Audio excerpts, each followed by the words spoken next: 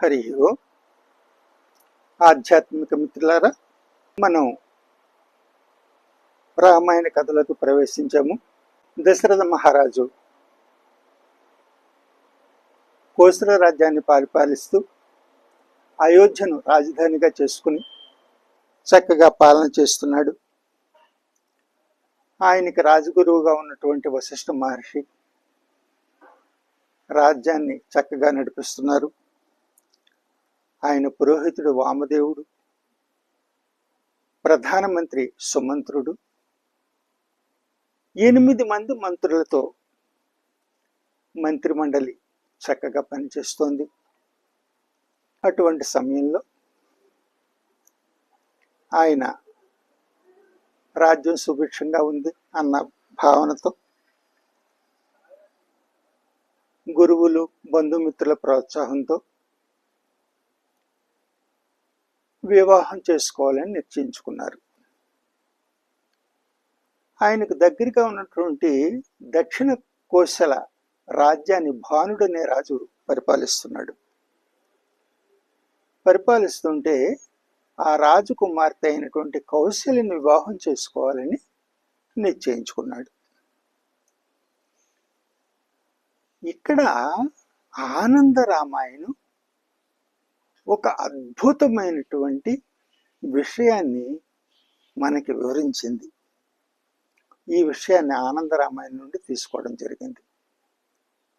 దండకారణ్యంలో ఉన్నటువంటి ఋషులు నుండి ఒక వాక్కు వచ్చిందని, అదేమిటంటే దశరథ కౌశల్యలకు జన్మించినటువంటి ప్రథమ సంతానం ద్వారా దశానను యొక్క అంతం జరుగుతుందని ఒక వదంతి వెలుగులోకి వచ్చింది.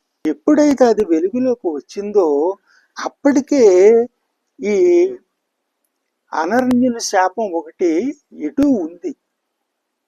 ఇక్ష్వాకు వంశం వాడే నిన్ను వధిస్తాడనేటటువంటి శాపం ఉంది.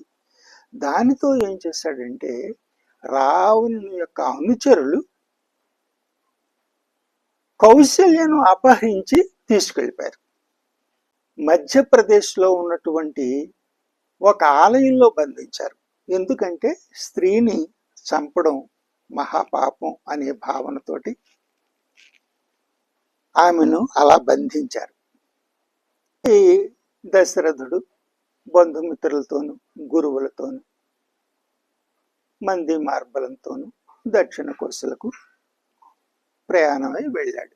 2 రోజులు ప్రయాణం చేసి 3వ రోజు నాటికి అక్కడికి వెళ్ళాడు. అక్కడికి వెళ్ళేటప్పటికీ పెళ్లి కుమార్తె లేదు. ఏం జరుగుతుందా, అయోధ్య మహారాజు నన్ను ఏం చేస్తాడా అని చెప్పేసి ఆ రాజు భయపడుతున్నాడు. ఆ రాజు చిన్న కుమార్తె సుమిత్ర. ఆమెను కాశీరాజుకు దత్తత ఇచ్చాడు భానుడు. అక్కగారి వివాహం చూడడానికి తల్లిదండ్రులతో ఆమె కూడా వచ్చింది. ఆమె పేరు సుమిత్ర. అందరితోటి మైత్రీ భావంతో ఉండి ఎవరికి ఏ సమస్య వచ్చినా దాన్ని చక్కగా పరిష్కరించే నైపుణ్యం గలటువంటిది సుమిత్ర. ఆమె ఏం చేసిందంటే తన తల్లిదండ్రుల 4 సమావేశపరిచింది. దశరథ మహారాజు కౌశల్యను కానీ ఆమె చిత్రపటాన్ని కానీ చూడలేదు. ఆయన కోరుకున్నది ఏమిటి? దక్షిణ కోశల రాజకుమారిని వివాహం చేసుకోవాలని. మీరు ఆయనతో నా వివాహం జరిపించండి, అప్పుడు మనకి అసత్య దోషం అంటదు. రేపొద్దున విషయం తెలిసినా కాశీ రాజ్యం అటుపక్క రాజ్యం కాబట్టి అది కూడా ఆయన కోరికకి అనుగుణంగానే ఉంటుంది కాబట్టి ఏ సమస్య రాదని ఆవిడ చెప్పడం జరిగింది. దానితో వాళ్ళు కొంత ఊరట చెందారు. అలాగే ఆమెతో సుమిత్రతో దశరథుని యొక్క వివాహం జరిగిపోయింది.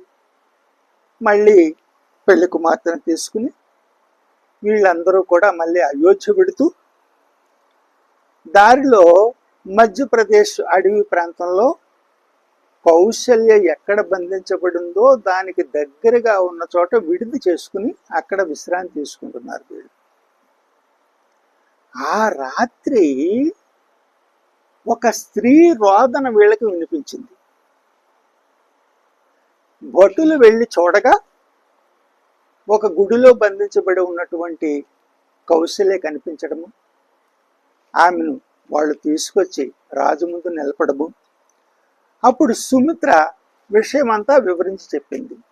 ఈ విధంగా జరిగింది కాబట్టి మీరు మొదట వివాహం చేసుకోవాలని నిర్ణయించుకున్నది కౌశల్యనే కాబట్టి మీరు ఆమెను వివాహం చేసుకోవడం అది ధర్మసమ్మతము అని చెప్పి ఆమె చెప్పినప్పుడు